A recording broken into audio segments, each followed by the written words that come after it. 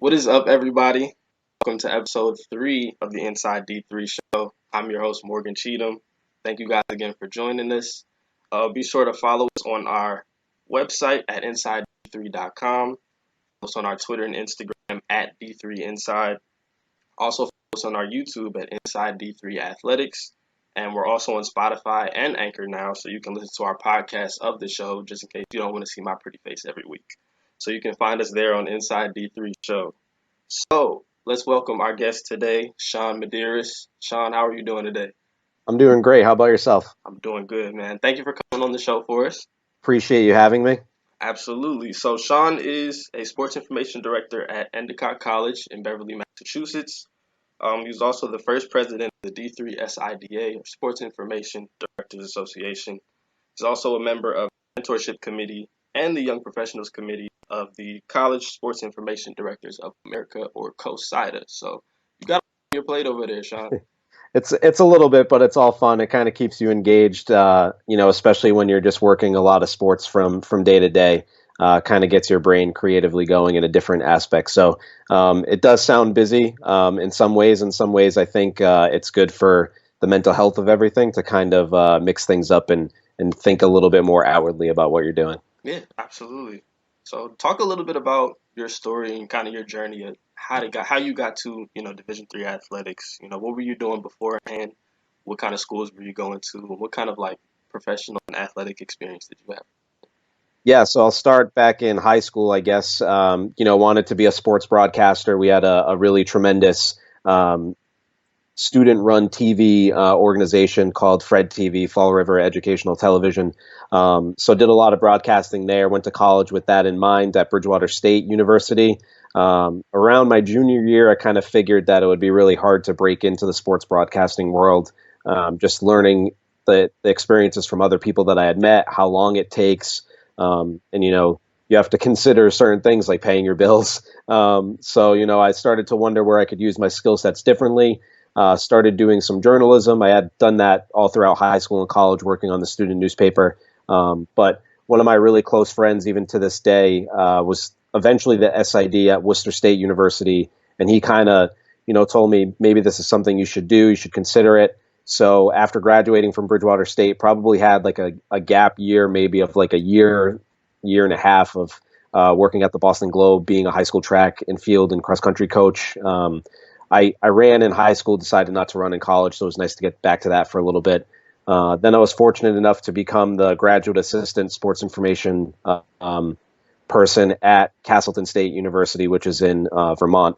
So from there, ended up going to Stonehill for a year and a half, did 4 years of summer baseball doing their media relations and social media broadcasting. So that was a huge help. And then transitioned that to Wheaton College as my first head SID position, which was kind of nuts thinking back on it. It was a mid-year hire for them. So my first weekend was hosting an NCAA women's soccer pod. Oh, wow. While also working at Stonehill during their basketball season, and women's volleyball season was one of my sports. And the cross-country teams there, if people from the New England region are listening, they definitely know how strong the Stonehill track and field and cross-country programs are. So always nationally ranked. So there was a lot going on. It was definitely a whirlwind. Loved my experience at Wheaton and Stonehill. And then now I'm in year 5 at Endicott. Really love, having a campus that has, 3 beaches on it and a ton of winning programs. And like you said, in the open, we're not too far from Boston. We're like 45 minutes away, being in Beverly. So that's a huge plus as well. So it's been a lot of fun and a lot of learning in each stop, but I've really enjoyed every part of it. Yeah, it's awesome. It's a long journey from what I'm hearing. So it's amazing that you have come to this point. So talk a little bit about your sports information director position and just kind of what you guys do on a daily basis as sports information directors. Yeah, so great question. So I would say for one thing, our job is never the same on a day-to-day basis, never the same. Generally speaking, we're writing press releases on the student athletes, any news items about the athletic department, updating the website, maintaining it. Obviously responsible for statistics, getting those to the NCAA, getting those to other schools, running live stats, running the broadcasts. We'll train broadcasters, we'll train students to do stats. We're responsible for social media. We're covering 21 varsity teams and 7 club teams, so maybe a little bit different sports information role for some other people. But we treat our club sports like varsity sports. So we actually have, in the last 2 years, we've had our roller hockey team win a national championship and our dance program win a national championship this past winter. So they get treated exactly like you would treat a football or a hockey or anything like that. So we try and give everyone equal coverage between social media, the website, and all that stuff. So it's kind of a job that you're running a lot of skill sets. One day you're a journalist, one day you're more of a PR person, the next day you're sometimes, unfortunately, the IT person for people in the department, because you're running around like setting up cameras and setting up computers and things like that. But I think the best part about the job is really the aspect of getting to know the student athletes and who they are as people, and helping them along in any small way that you can, and then building those relationships with coaches is awesome. I don't think that working in sports is tough at all in terms of like the enjoyment part of it, and it's not super stressful at the end of the day. There's obviously people, especially right now, doing some incredible things that a little bit more serious. So try and take that approach day to day, that we're here to have fun and really enjoy what we're doing, working with the athletes and coaches and telling their stories. Yeah, for sure. That's definitely different to hear that, a lot of the club sports are on that same level as the varsity sports. You don't really, hear about that a whole lot, especially at the D3 level. So that kind of segues into my next question, which was, how does your day-to-day job kind of differ from other divisions, even just like D1 and D2 divisions? How do they kind of differ from you as an SID in the D3 school? Yeah, so I think at our level with our staff, so it's myself, my graduate assistant, Anthony Rinaldi, and then we have our men's volleyball coach. He also doubles down as his secondary duty as working in sports info for the fall. So he works with women's soccer and women's volleyball. I think one thing that's different is that we try and spread the sports out so that different people are covering different sports, but it's still small enough where we end up covering everything together as a group. D1, you definitely see a lot of, SIDs who are only working with 3 to 4 sports max, and they're not worried about necessarily the other day-to-day aspects of those other programs, even though our sports are split up. For example, like I'll have football and generally I have cross countries in the fall, but and then club sports. We'll end up helping each other out in all those avenues, because our biggest goal is to just make sure that we're taking care of all the programs as best as we can. So we try not to silo it a little bit. When I was at Stonehill, you kind of had the same thing in some aspects, but more or less it was split into 2 people, and you just took care of what you needed to take care of. At Wheaton, I was one of one, so I was the person doing all of the sports there. So I've kind of carried over that mentality into our department. If Anthony needs help writing a press release for one of his programs, I'll take it if I don't have anything on my plate, or vice versa. And the good part about our staff is that our men's volleyball coach is a coach, so he gives us a different point of view on what we should be doing or what we shouldn't be doing, how we should be messaging things. So we always have like that recruiting angle side to things, which is awesome to have in our department. So those would be the biggest differences. That D1, you're always seeing those splits. I wish we could have some of the personnel that they have to have graphic designers and things like that. We're sort of doing that all in a house on our own. But it creates some fun in the job and learning those processes instead of just being like, okay, we'll email for that graphic and get it in a couple of hours from the team. So we're all learning, all doing our best in that regard. But that's how it's kind of different from D1, D2, and D3. Yeah, absolutely. I think it's always good to kind of have those skills just in general, just to kind of make sure you have them just in case something goes on. So it's definitely good to have. Mhm.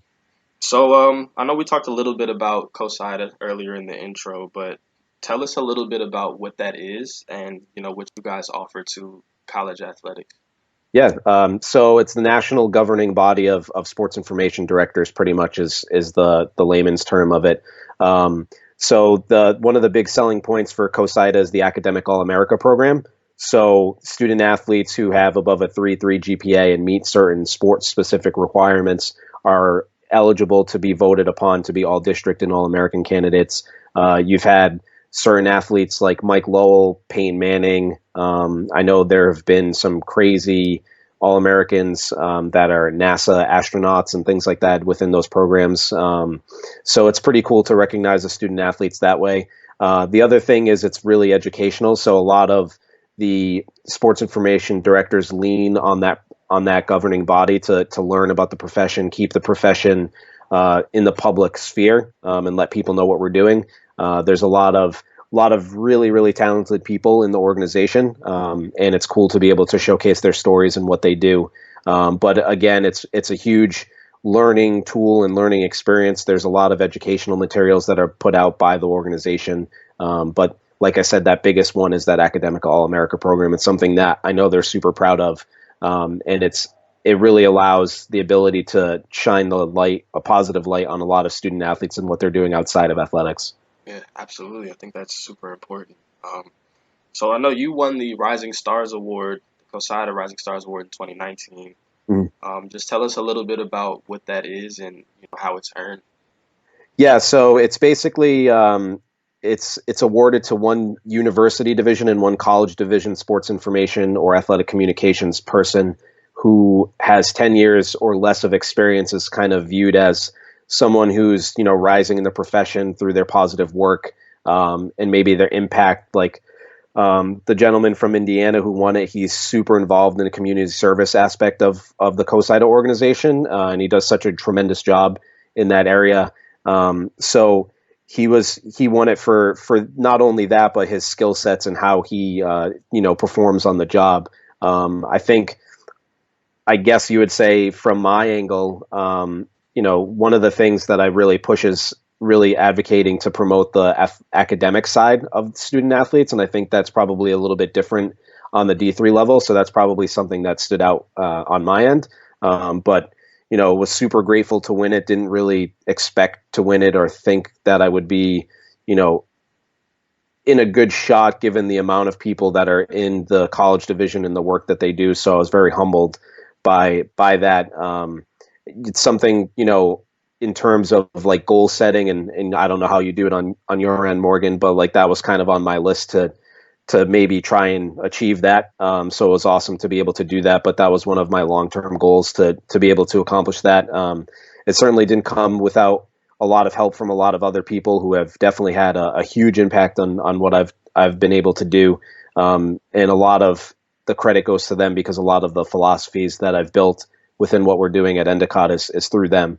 So it was just really humbling and an awesome experience. And then being able to go to CoSIDA and accept the award with friends was pretty awesome. Yeah, great. Congratulations for that too. Thank you. So, what other awards exist as far as CoSIDA goes that other people may not know about? So there's obviously your general Hall of Fame awards.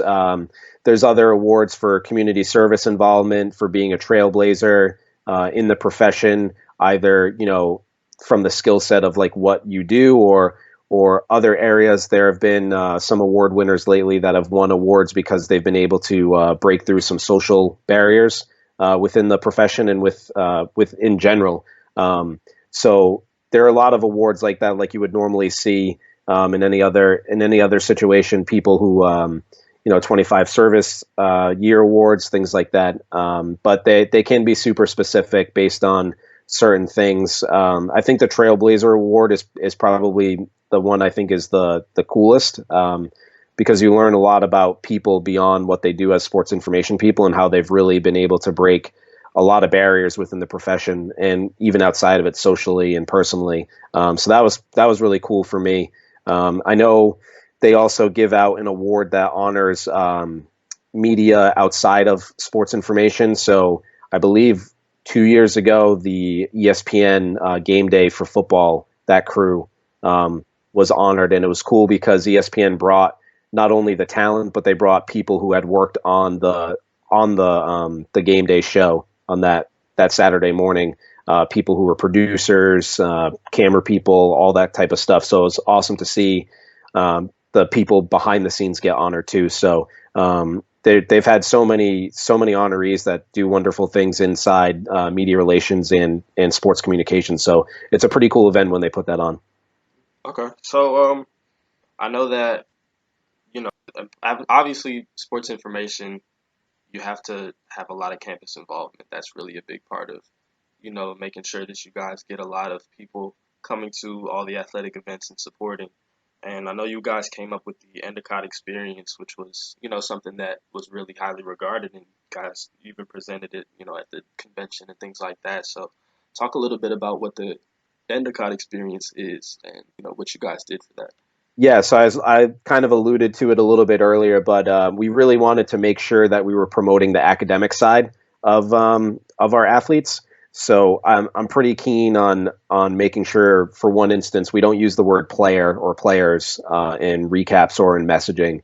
Everything is student athlete, and it's not something I really waver on. That we want to use that term as much as possible. So the one unique thing about Endicott is, in order to graduate most majors, except for maybe nursing because it's more clinical based, you have to have 3 internships, one of them being a semester long internship. So we, as a staff, when I first got there, were like, this is a huge opportunity to promote our athletes, get content out there that people normally wouldn't see or know about. So we hammer home those internship experiences as best as we can. Anything from student athlete takeovers on social to Q&A, press releases to features. We expanded that to study abroad articles to really pump out, what it means to be an Endicott student athlete. So, like, if you were looking at us as a college and you wanted to, maybe run, or you wanted to, play a sport or whatever, that it's not just the athletic side. When you come on our website, you see all that other stuff. So it was a goal to help out admissions and their thought process and how they're recruiting, and our coaches too, because then, if you're a coach and you email a student athlete and you have a couple of links in there that parents can read about, oh, okay, like, X student athlete went and did an internship at this place. Maybe it hits home a little bit better. One of the more fun internship pieces we did was on a baseball student athlete who ended up actually interning at the MLB network. And he was talking about his experiences meeting like John Smoltz and all those type of guys. And it was really cool to see how his experience was received. And, that even helps us, maybe not in his sense, but if there's a student athlete that maybe is not playing all that much, maybe they're a role player, we're promoting them in a different angle. So it's pretty cool. So we usually promote in kind of segments. So we'll have a lot of internship pieces in the fall. Then we'll take a break, do it again in the winter once we get the data from our internship and career service. And then in the spring, we'll kind of do some stuff about internship study abroad, and then really talk about the graduates. We do a thing called Gulls Graduate, because we're the Gulls. So just kind of work on that alliteration a little bit. So that's kind of what we do. So we build all of that into the content schedule that we have around the games and around hopefully some championships. We've been lucky enough to win quite a bit. So we have that natural stuff built in. But it just kind of helps break up the monotony of, like, here's another game. Did they win? Did they lose? And it allows us to showcase to people outside of athletics, like, what our student athletes are actually doing. I think, and maybe you could speak to it too, but there's sometimes a stigma of people just thinking that athletes are just athletes and they don't do anything else.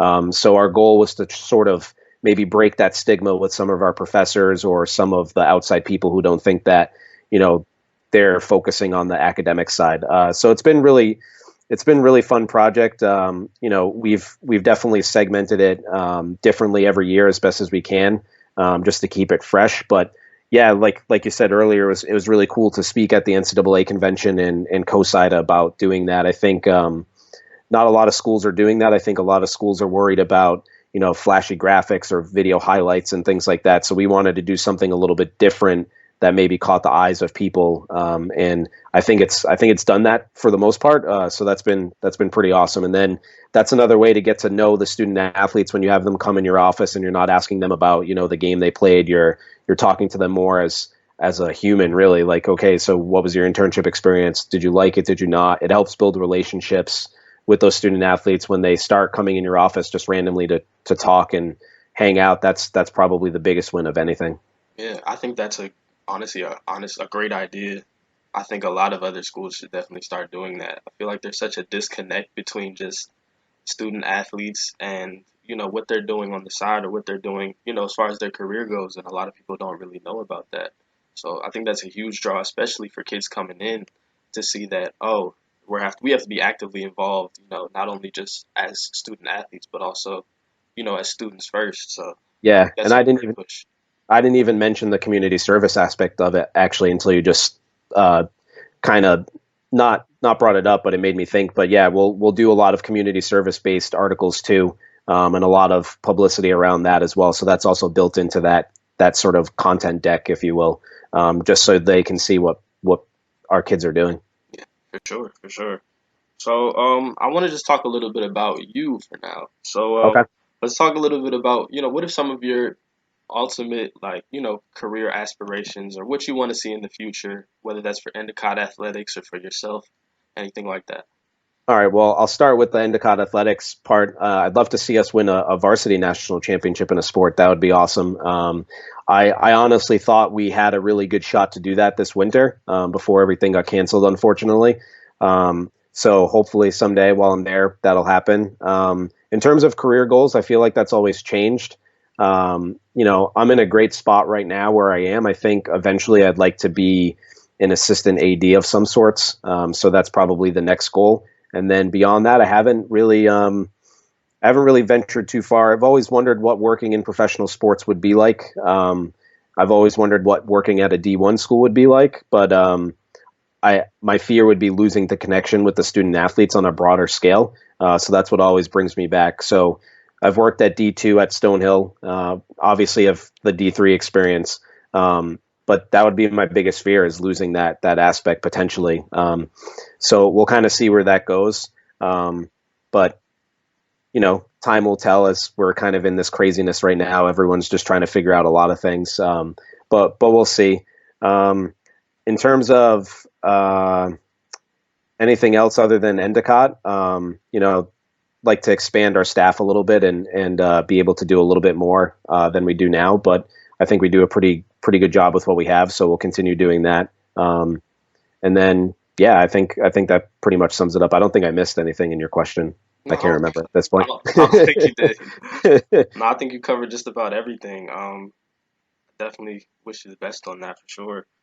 So last question before you go, what was it that drew you to Division III athletics specifically? I know you've been around to a lot of different, colleges and had a lot of different experience in a lot of different divisions. So what made you choose D3 for right now? So I think in the first part of it, I got a little bit lucky starting off at a D3 at Castleton with the GA position. I assume most college graduates go through this, but when I was applying for jobs, I didn't really have the like traditional SID experience when I first started. I was more a journalism broadcast person. Um, so I started keeping a log of all the jobs that I had not been lucky enough to get offered, and that log got a little bit depressing once we hit the 100 plus plus 100 mark. plus? Yeah, I mean, I was applying for everything under the sun just to try and get my feet wet, and it didn't work out all that well. But then was lucky enough to land the Castleton gig, and I honestly just fell in love with the D3 atmosphere while I was there. So kind of a fun little part of the story. But when I first started at Castleton, it was their first ever year of football. So they had never had a football program. So I got to see the beginning of a football program from start to finish, really. And high school football in Vermont is huge. So once a school around Castleton's area added college football, I mean, I wish you could have seen like the crowds the first year and second year. Unbelievable, like 4,000, 5,000 people in the stands, like very small. My roommate in graduate school was the marching band graduate assistant, so they were just starting up a marching band program, so like everything was new and fresh and people were really energized. And then I just sort of fell in love with the feel of a D3 athletics program, how people operate, how people were with each other. So the Stonehill part was, a place to better myself in terms of my skill sets, because my boss there, Doug Munson, he's been at the profession for a very long time, extremely skilled in a lot of areas, and I learned so much from him. But like you said, I kind of just fell back into the D3 world with the Wheaton job, and never really have left since, just because of the philosophy of D3 about basically being able to be like a whole person and be able to study abroad, be able to do internships, be able to also be an athlete, but have time for everything. I think that's the coolest part. I would imagine there's a lot of pressure at D1 on student athletes in a lot of areas. Not that there isn't in D2 and D3, but I got to imagine the magnitude is much different in the feel. And I don't know how that atmosphere would be for me on a daily basis. I think it'd be interesting potentially to find out somehow. But yeah, the D3 world is just awesome. I think the student athletes are maybe a little bit different minded, and I appreciate that mindness that they have, or that mindset. So yeah, D3 just kind of fell in love with it, love the people, and the competition is great too. There's a lot of games and a lot of athletes that I've worked with that have been really awesome. One of them being track athlete Ashante Little at Wheaton. Like, seeing her win a national championship was pretty awesome. And then she basically, her senior year, tried to she tried to win like a national championship for the school almost on her own, being ranked in like the top two in like four events, and they had two relays and a high jumper. So it was cool to see that experience of those student athletes try and go out there and win. Maybe with, I think they had 7 athletes total that they brought, 6 or 7. So yeah, the people have just always been great at the D3 level and the student athletes. So it's hard for me to maybe go away from that because of all of those components. Yeah, for sure. I think D3 is lucky to have you for sure. Appreciate Hopefully that. you don't. Hope you don't leave, man. Don't leave us. Don't have plans to. Great. So that's all we got for you today, Shawn. Thank you again for joining us and talking with us for a little bit, man. We definitely appreciate it. Thank you for having me. Hopefully, episode 3 is 3 of many. Enjoyed this series so far, so keep doing what you're doing. It's pretty awesome to be able to give people a spotlight that maybe might not have get a chance. So I appreciate that. Thank you so much. We definitely appreciate it. Hopefully we can get some more episodes out soon. So we're definitely looking forward to that as well. So that's all I got for you guys today. Again, thanks, Shawn. Follow us again on our website, InsideD3.com. Our Twitter and Instagram is at D3Inside. YouTube is Inside D3 Athletics. And our Spotify and Anchor, the Inside D3 Show. So once again, I am Morgan Cheatham. This is the Inside D3 Show, and we are signing off.